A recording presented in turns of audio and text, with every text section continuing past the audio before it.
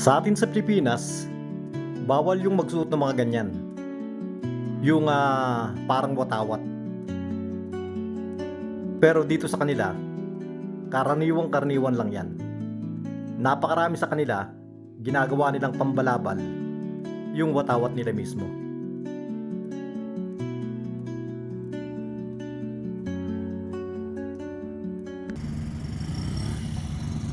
Doon sa kasamahan namin yan oh. Talagang mahal na mahal niya yung watawat nila eh. Yung sando niya na yan, 16 yung ganyan niya. Araw-araw ganyan ang suot.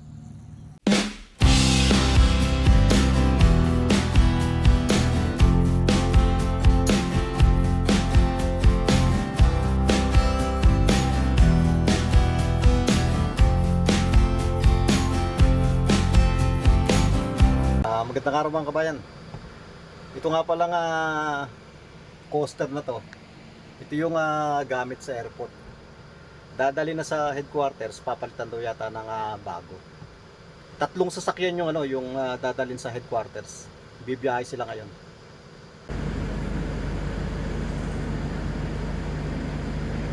Ang layo nga pala mula dito hanggang doon sa capital city, mahigit lang naman na 400 kilometers. Kaya nga lang, dahil hindi maganda yung kalsada, malamang yan, 2 araw nilang bibiyahiin yan. At dahil gusto rin naman ng mga driver na magtagal para madagdagan yung kita nila. Dito nga pala sa kanila, napapansin ko, dahil nga sa sobrang tataas nila, marami sa kanila dito, yung mga pantalon nila, puro bitin. Dahil nga matangkad sila eh. Tapos mga payat. Kaya yung mga size ng mga pantalon, kadalasan kapos. This is our new storekeeper here, Mr. LeBron James. Yeah. How are you, Isaac? Fine. Yeah. He's the first time we met is in when I was sent to Maban. Yes. So Maban City. I was surprised he came here to be the new storekeeper. Yeah. In Rumbek. How is Rumbek? Rumbek is good. Better than Maban? Yeah. 10 times Definitely, better. 10 times better. 10 times better. Yes. Kataas oh. Who is taller, you and James? You. No, I mean James or you? LeBron James. No, James, Tawila. I'm taller than James. I'm 6.1 feet. 6.1? Mm. No, not 6.1. 6.9. James 6'7". James 6'7"? What So told you? maybe 6'7" also. What told We you? measured him before. When? Before. Before? 6 feet 7 inches. Yeah. James, Tawila. You You measured him maybe before. 6'7" or 6'8", like 6'8"? maybe. I went 7 sometime. James is taller than you, huh? You have a tall group. Your garage is not like before. These are basketball players, huh? So that you can buy for them and bring the net for them. Let them play around. Doon nga pala sa video ko nung July 9, nung Independence Day nila, ang sabi ko noon, sa hapon pupunta rin ako doon sa tinatawag nilang Freedom Square para ma-videohan yung mga cultural dance nila. Nagpunta naman ako doon. Kaya nga lang, nung pumunta ako doon alas 4 ng hapon, ang mga activities pa lang, football, merong naglalaro ng basketball, at yung wrestling. Ang maraming nanonood, yung wrestling. Meron naman pala mga cultural dance. Kaya nga lang, pagkatapos pa nung wrestling, nung umuwi ako, magdidilim na. Hindi pa nag-uumpisa yung cultural dance. Hindi naman ako pwedeng gabihin. Dahil dito, kailangan alas 7, nandito na ako sa loob ng compound. Problema yon. Kaya umuwi na ako nun, hindi ko na inintay. Kaya ang ma-share ko na lang, yung mga ibang kaganapan doon, nung nagpunta ako nung hapon.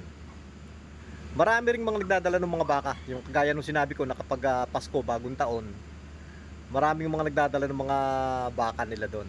Ganun din, pati nung Independence Day, meron din nun. At meron ding merong isang grupo na mga sumasayaw, yung cultural dance nila na jumping dance, talon lang ng talon. At yung wrestling naman, hindi na ako nanood dahil napakaraming tao. Yun ang paborito nilang panoorin dito yung wrestling. At ang tatangkad nila, kaya hindi talaga ako makakapanood. Eto nga pala yung mga ibang kaganapan doon sa may Freedom Square nung Independence Day nila noong hapon. Kagaya ng Pasko at Bagong Taon, napakarami rin yung mga nagdadala ng mga alaga nilang mga baka. Ganyan, no? Talagang kasama na sa buhay nila yung mga baka nila na yan. Ang mga activities nila nung dumating kami, yung football. Pero yung sa football, konti lang yung nanonood. Mas marami yung mga nanonood doon sa wrestling.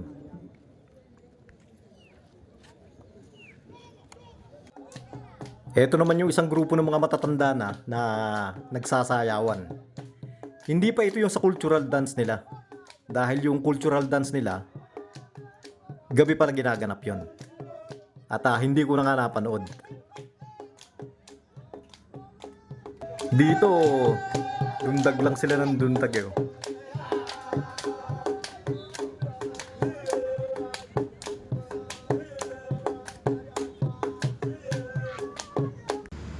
Nung nandun nga pala ako sa Freedom Square, nagkita rin kami ng isang gwardiya namin na paminsan-minsan nasasama din siya sa mga video. Si James Tucorya. This your brother, ha?